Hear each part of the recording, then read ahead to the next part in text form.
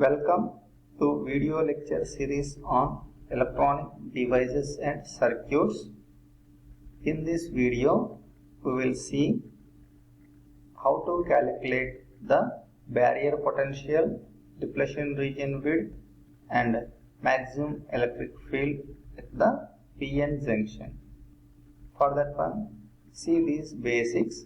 Silicon and germanium are two semiconductor materials which are tetravalent atoms. Tetravalent means the silicon and germanium is having total 4 valence electrons. These are called intrinsic semiconductors. Now we are going to add some impurities to this silicon or germanium such that you can able to provide or we can able to produce p-type and n-type materials. The p-type materials can be formed by doping the silicon or germanium atoms with boron or gallium or aluminum or indium. That is, if you dope the tetravalent atoms with the trivalent atoms, you will get the p-type material.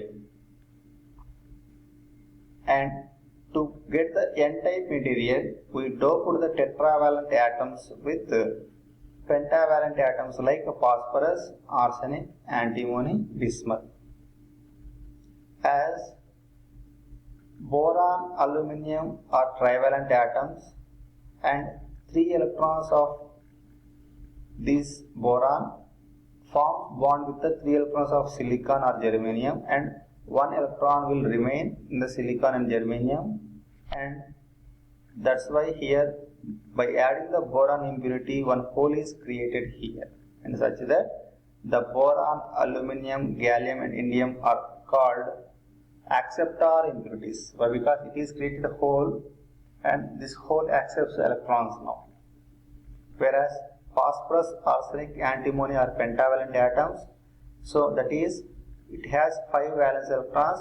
4 valence electrons form bond with the silicon 4 valence electrons and 1 electron is remain in the phosphorus, so extra electron that one. So that is it is donor of electrons. So that is why the phosphorus, arsenic, antimony and bismuth are called donor impurities.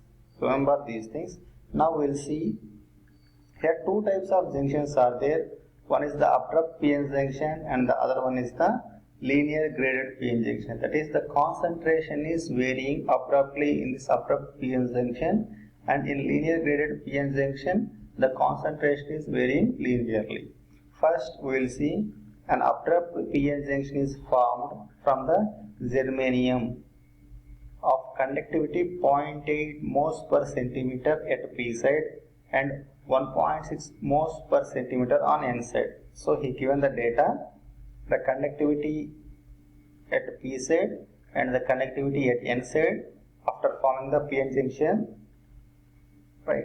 Now he asked to calculate the what is the barrier potential developed in the PN junction, and asked to calculate what is the depletion region width if Ni intrinsic concentration, that is when you take the pure germanium, the intrinsic concentration is 2.5 into 10 power 13 atoms per centimeter cube. So for this intrinsic concentration, we added the impurities and created the p-type and n-type, right? So that is the meaning here. And the mobility of the electrons is 4000 given, and the mobility of the holes is given 2000. So he given this data, and you have to calculate the barrier potential and depletion region width. And here total depletion width he asked in the second bit. In the third bit he asked the depletion region width on P side and depletion region width of N side individually you have to calculate. And the fourth one asked to calculate maximum electric field. So first we will see what is the formula to calculate the barrier potential. The barrier potential formula V0 is equal to Vt into ln natural logarithm of Na into Nd by Ni square. So in the problem they have given only the mobility of the electron mu n, mobility of the holes mu p and Ni intrinsic concentration. They don't given this Vt and Na, Nd. They given only Ni. But we know that but we know that Vt is nothing but the voltage at the room temperature, that is around 26 millivolts or 0.026 volts. This value you know, so you have to take this one. And Na, Nd they won't given here, they didn't given here. Ni square they have given. Now how to calculate this Na and Nd? We know that one. The conductivity sigma is equal to Nd into E into mu n. So from that one we can calculate Nd is equal to sigma n by E mu n. From this one sigma n is given. Why? Because the conductivity at n side is given here, 1.6 moles per centimeter, and conductivity at p side is also given. So by taking those values here, sigma n is given and sigma p is given here, and mu n is given and mu p is given as 4000 and 2000. Now what is E here? E is the electric charge of the electron. So that is 1.6 into 10 power minus 19 centimeters. We know these things. So we know Vt here, Na you can calculate from using this formula, and Nd we calculate by using this formula.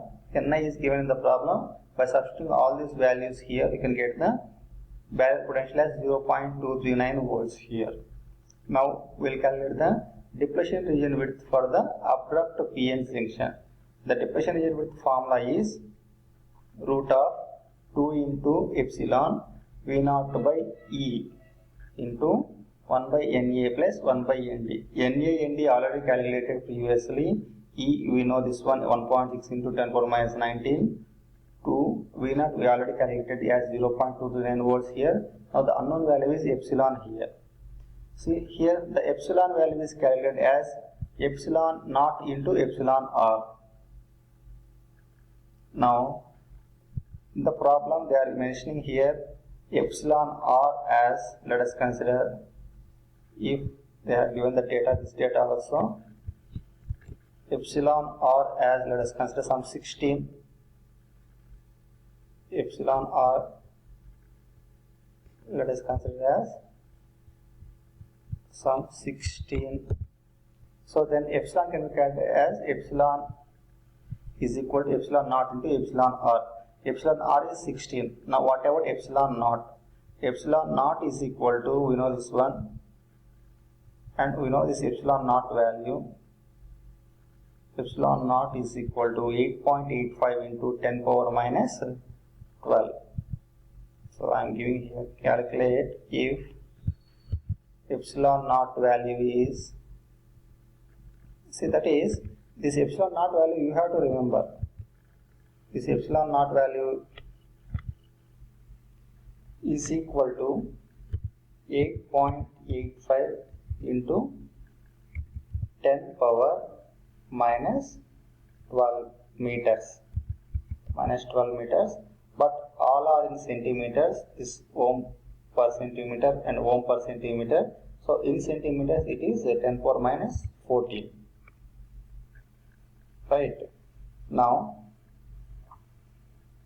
by substituting this epsilon is equal to epsilon naught into epsilon r, that is 16 into 8.85 into 10 power minus 14 in this epsilon place, and 2 you know here, and V0 is already have calculated here, so that we can easily calculate this W value, that's the width of the depletion region. You get that one as a 0.581 micrometer. Now we will see how to calculate the individual widths, that is the width at n side and width at p side. Though the depletion region width at n side is W into Na divided by Na plus Nd here. Similarly, width at p side is W into Nd donor divided by Na plus Nd here. So all these are known values. You can easily substitute here and you will get the width at n side and width at p side easily. Now the next one is how to calculate the maximum electric field at the PN junction. The maximum electric field at the PN junction is equal to 2 into V0 by W. width already we got this one, and V naught barrier potential we got this one. By substituting those two values, you can easily calculate the maximum electric field here. See, these are the formulas here for the abrupt PN junction. Remember that one. For linearly graded junction, the width formula is equal to, that is the depletion region width formula is equal to 12 epsilon V naught alpha by alpha E whole 1 by 3. So that is, here we have to write here. So the formula is 1 by 3 here. So this is the formula. So that is, for linearly graded junction, the width is directly proportional to the barrier potential whole power 1 by 3 here. Whereas for abrupt junction, the width is directly proportional to the barrier potential V naught whole power 1 by 2 root here. That is V naught whole power 1 by 2. That is the main difference here at observe for abrupt junction and the linearly graded junction. Thank you.